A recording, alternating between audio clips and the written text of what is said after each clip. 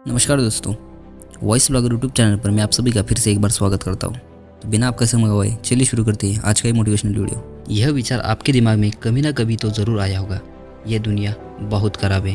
मगर ये दुनिया ख़राब नहीं है। आप इस दुनिया को जिस नज़र से देख रहे हो, आपको दुनिया वैसी दिख रही है। जब तुम खुद अपना नज़रिया बदलोगे, दुनिया भी अपने आप बदल जाएगी। चलो इस बात को एक कहानी के माध्यम से समझते हैं। एक बार एक बहुत बड़ा नेता एक साधु के छोटे से आश्रम में गया। वहाँ साधु के बारे में बहुत सुना था, तो उसके मन में आया कि मैं एक बार जा कर के देखता हूँ कि लोग उसकी इतनी तारीफ क्यों करते। जब वह उस आश्रम में गया तो वहाँ पर एक छोटा सा कमरा था जहाँ पर एक कालीन बिछा हुआ था। वहाँ पर कुछ लोग नीचे बैठे हुए थे और साधु जी सामने बैठे हुए थे। कुछ सवाल जवाब चल रहा था।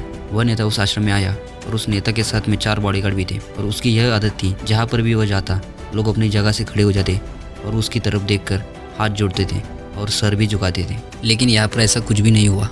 साधु व्यस्त होने के कारण उसकी तरफ देखा तक नहीं।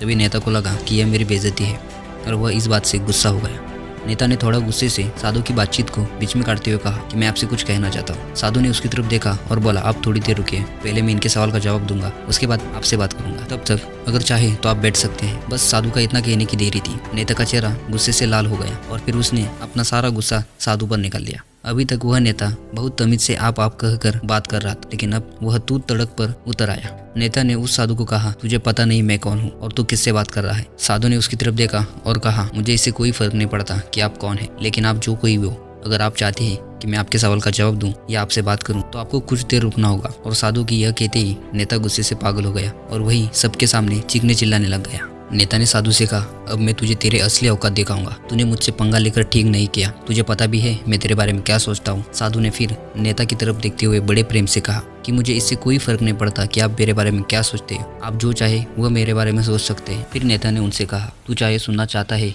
या नहीं, लेकिन मैं तुझे यही सबके सामने बताऊंगा कि मैं तेरे बारे में क्या सोचता हूँ। तू कोई साधु नहीं है, तू एक बहुत ही घटिया इंसान है। तू एक ढोंगी है और पाखंडी भी है। और यहाँ जितने भी लोग बैठे हैं उन सबको तू बेवकूफ़ बना रहा है। तेरा बस एक ही मकसद है, इन लोगों की जेब में से जितना भी पैसा है वो सब तेरे पास में आ जाए। तू अपने फायदे के लिए इन लोगों का इस्तेमाल कर रहा है और अब मैं तुझे नहीं छोड़ने वाला। पूरी दुनिया के सामने तेरा पर्दाफाश करके रहूंगा। लेकिन उसके इतने बोलने के बाद भी हल्की सी मुस्कान उस साधु के चेहरे पर बनी रही थी। यह देखकर वह और भी तिलमिला गया और उसने कहा, अब बहुत हो गया, अब मैं यहाँ 1 मिनट भी नहीं रुकने वाला। लेकिन अभी तेरे पास मौका है, अगर तुझे मुझसे माफी मांगनी या मुझसे कुछ कहना है तो कह सकते हो। इतना सब होने के बाद भी साधु के चेहरे पर एक मुस्कान थी और वह बिल्कुल शांत था। और फिर उन्होंने अपनी आंखें बंद करी और फिर साधु ने अपनी आंखें खोली, हाथ जोड़े और कहा कि मुझे आपसे कोई गिला शिकवा नहीं है। आपके लिए मेरे मन में कोई भी गलत ख्याल नहीं है, वो आपकी अपनी सोच थी। मुझे तो आप में कोई भी बुराई नजर नहीं आ रही। मुझे आप बहुत ही भले इंसान लग रहे हो। और साधु के इतने कहते ही नेताजी का दिमाग 7वें आसमान पर पहुंच गया। उसके चेहरे पर एक अजीब सी खुशी थी,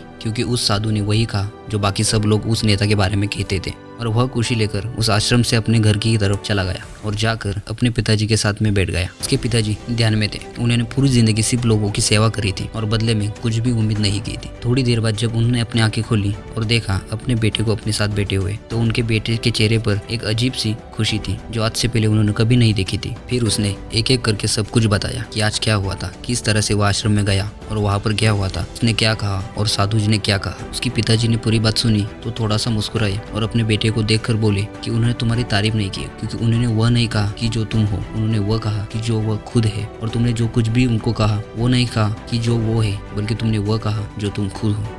यही बात वेदों में भी कही गई है, यथा दृष्टि तथा सृष्टि। यह दुनिया तुम्हें वैसी नहीं दिखती जैसी यह दुनिया है। यह दुनिया तुम्हें वैसी दिखती है जैसे तुम खुद हो। जिसकी नज़र जैसी है उसके लिए दुनिया वैसी है। अगर तुम अपनी दुनिया को बदलना चाहते हो तो उसका सिर्फ एक ही तरीका है, अपनी नज़र को बदलो। जब तुम अपनी नज़र को बदलोगे तब तुम्हारी दुनिया अपने आप बदल जाएगी। तो फिलहाल आज के वीडियो में बस इतना ही। अगर वीडियो अच्छी लगी हो तो वीडियो को एक लाइक ज़रूर करें और अपने दोस्तों के साथ शेयर करें। मिलते हैं अगली वीडियो में ऐसे ही कुछ धमाकेदार मोटिवेशनल और अच्छी स्टोरी लेकर। तब तक के लिए धन्यवाद।